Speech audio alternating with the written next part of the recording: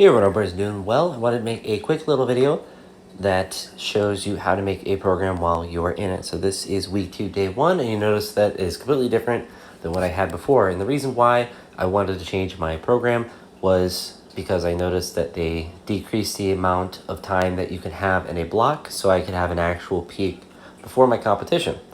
So the way that I was able to do this is I went to programs, you go to build a new program. And I'll go through those steps really quick. So you go through next, you obviously would put in your numbers if you didn't already, or if they've changed, put in here. And then this is where I was able to figure out something. So I went in and I was able to change the start date to be a week ago. So obviously if it started now, or yeah, it can only be 5 weeks. So, or 4 weeks is the minimum that it can be now. So 5/2 would have been today that it would have started, but obviously the competition date, if it's 4 weeks out, would have put it on the 28th. So I just randomly hit this to see if it would go back, and it did, to the 25th. And so then I was able to decrease that one by a week and to the 21st, which is the day of my competition. You hit next, and I'm going to skip that step, but it creates the program once you hit next. And then you go, obviously you don't go back, you would go to the programs. And then if you are in one, how I was at the bottom here, then you would hit activate on the one that you want to do, and then it would change from saying active on there to inactive, and the one that's inactive would go to active. So you can see the dates on here goes from the 25th to the 23rd, which I'm not sure why it says the 23rd.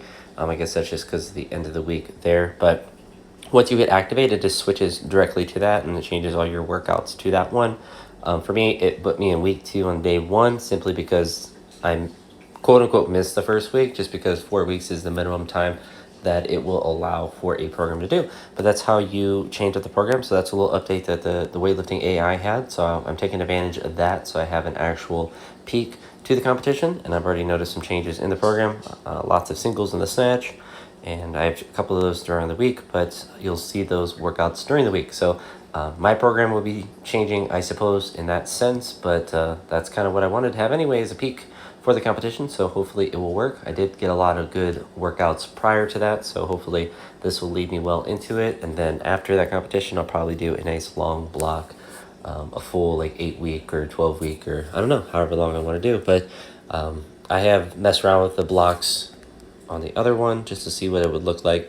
So you can see, like, after the competition, I put a block there. I may not even do that one, or I may do that one where I put that into actually 27th, which is my birthday, and it's the Ohio State Championships, which I don't think I'll even do those, but just to put it as like an arbitrary date down the line there. But that's how you do it. So I could switch between these whenever I wanted, and just hit activate.